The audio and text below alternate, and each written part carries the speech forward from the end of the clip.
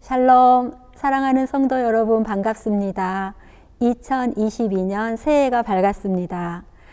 우리 그리스도인은 하나님의 은혜로 사는 사람들입니다.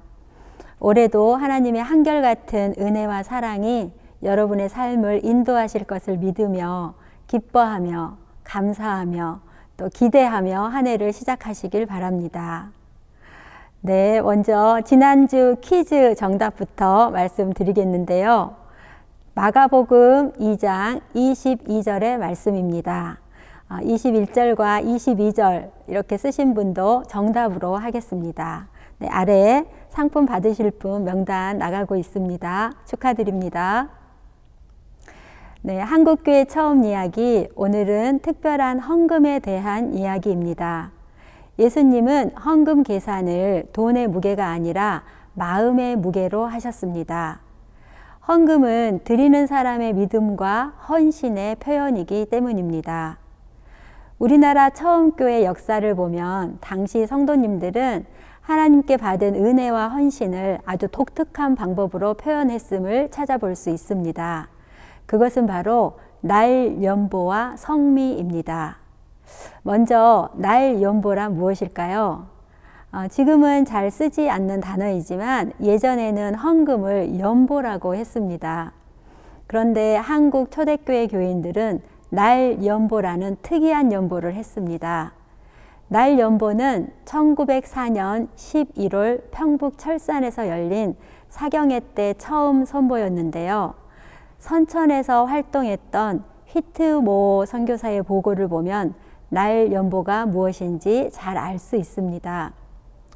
교인들은 이웃 불신자들에게 전도하고 멀리 복음이 들어가지 않은 곳에 복음을 전하기 위해 설립한 전도회를 자발적으로 지원하는 것에 그치지 않고 개인적으로 좀 더 주님을 위해 헌신하려는 열정이 솟구쳤습니다. 이런 열정은 돈이 아닌 시간을 바치는 것으로 표현되어 구체적으로 바칠 수 있는 날수를 적고 개인적으로 불신자들에게 전도하는 형태로 발전하였습니다. 이 보고서에서 알 수 있듯이 날연보란 시간을 바치는 것입니다. 사경회 때 은혜를 받은 성도들은 하나님께 바칠 수 있는 날수를 적어내고 그날을 불신자들에게 전도하는 일에 사용했습니다. 이렇게 철산에서 시작된 날연보는 선천, 의주, 평양, 철원, 서울 등지로 확산되어 전국적인 현상이 되었습니다.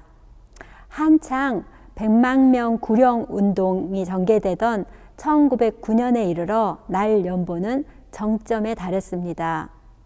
그래서 복음은 날연보를 바친 헌신자들을 통해 선교사들과 유급 전도인들의 발길이 닿지 않는 오지까지 전파될 수 있었던 것입니다.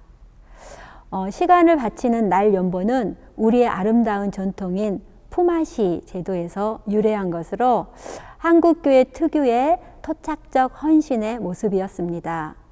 이 제도는 선교사들을 통해 1920년대 아프리카에도 전해져 좋은 결과를 얻기도 했습니다. 날연보의 일정으로 11조회라는 것도 있습니다. 100만 구령 운동이 한창이던 1909년 9월 평북 영변에서는 감리교 부인들을 중심으로 11조회가 조직되었습니다. 이것은 시간의 11조를 바치기로 서약한 부인들의 모임이었습니다. 즉 1년 52주 중에 5주를 하나님께 바치기로 하고 2주 동안 교리와 전도법에 관한 교육을 받은 후 3주 동안 복음을 전한 것입니다. 11조의 부인들은 마가복음 6장 7절의 말씀처럼 둘씩 짝지어 농촌으로 들어가서 전도를 하였습니다. 경제력이 없던 부인들이었기에 여행 경비는 선교사들이 지원을 했습니다. 1910년 영변 지방에서 활동하던 감리교 선교사 에스티의 보고에 의하면 대부분의 부인들은 자기 시간의 10분의 1이 아니라 5분의 1까지도 기꺼이 바쳤다고 합니다. 영변에서 시작된 11조회도 평양과 해주, 인천, 서울을 거쳐 전국으로 확산되었습니다. 11조의 부인들을 통해 복음은 남성들이 들어갈 수 없는 안방 깊숙한 곳까지 전파될 수 있었던 것입니다. 이처럼 날 연보와 11조에는 시간을 바치는 것으로 우리나라 처음 교회 교인들의 헌신을 보여줍니다. 이를 통해 한국교회는 무보수 자원전도 전통을 수립하였습니다. 다음으로는 성미에 대해 알아보겠습니다. 아직도 시골 교회에 희미하게 남아있는 성미는 우리나라 토착적 신앙 전통에서 유래한 것입니다. 성미에 대한 최초 보고는 1905년 개성지방 선교사인 그레무 보고에 나옵니다. 우리 구역 전도사들과 매서인들이 사업 보고를 하는 가운데 한 매서인이 보고하기를 어떤 교회 부인들이 목회자 생활비로 3달러 50센트를 헌금했다고 하였습니다. 여인들의 힘으로 그만한 돈을 모았다는 것이 예외적인 일이기에 그 연유를 물었더니 그 교회 부인들이 전에 귀신을 섬길 때 식구를 위해 밥을 지을 때마다 쌀을 가족 수대로 한 줌씩 따로 떼어 주었다가 귀신에게 제사를 지낼 때 사용하곤 했는데 이제 그 기독교인이 되었으니 그 같은 정성을 주님께 바치기로 하고 역시 끼니 때마다 쌀을 떼어 두었다가 그것을 모아 구역 전도사 생활비로 보냈다고 했습니다.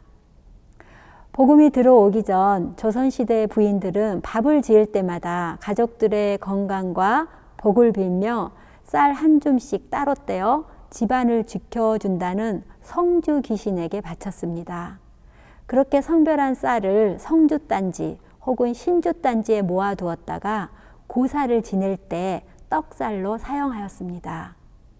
그런데 예수를 믿고 나서 부인들은 항아리에 십자가를 그린 후 같은 방법으로 쌀을 떼며 하나님께 가족들의 건강을 빌었던 것입니다. 그리고 귀신에게 바치던 쌀은 목회자의 하늘 양식이 되었습니다. 개성에서 시작된 성미제도 역시 선교사들을 통해 다른 지역에도 소개되어 전국으로 확산되었습니다. 가난했지만 넉넉하게 연보할 줄 아는 초대 교인들로 인해 한국교회는 일찍이 자원전도, 자립교회 전통을 수립하였습니다.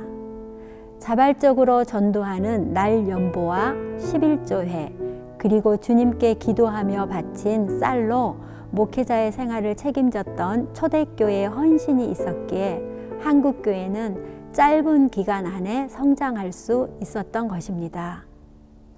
특히 날 연보와 11조회는 오늘 우리에게 큰 도전을 주는 것 같습니다. 우리나라 처음 교회 성도들은 자신의 시간을 구별하여 헌신했고 그 시간을 오롯이 복음을 전하는 데 사용하였습니다. 이러한 성도들의 모습은 복음 전파에 대해 소극적이거나 무관심한 오늘 우리의 모습을 돌아보게 합니다. 시대와 상황에 따라 헌신의 모습과 방법은 달라질 수 있지만 그리스도인이 가장 힘써야 할 것은 복음 전파입니다. 2022년 새해에는 때를 얻든지 못 얻든지 복음을 전하는 데 힘쓰는 우리 성도님들이 되시기를 바랍니다.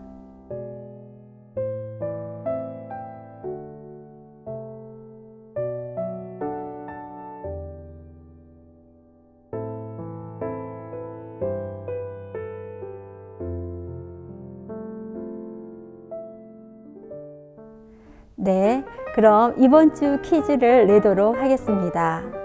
네, 한국교회 처음교회 성도님들은 시간을 구별하여서 특별히 날 연보를 드렸습니다. 그 중에는 11조회라는 것도 있었고요. 그런데 이렇게 시간을 헌신한 우리 성도님들이 그 시간을 이용해서 집중적으로 했던 일은 무엇일까요? 네, 정답 많이 댓글 달아주시길 바랍니다. 2022년 새해 성도님들 개인마다 가정마다 하늘의 복과 땅의 복이 가득하시기를 주님의 이름으로 축복합니다.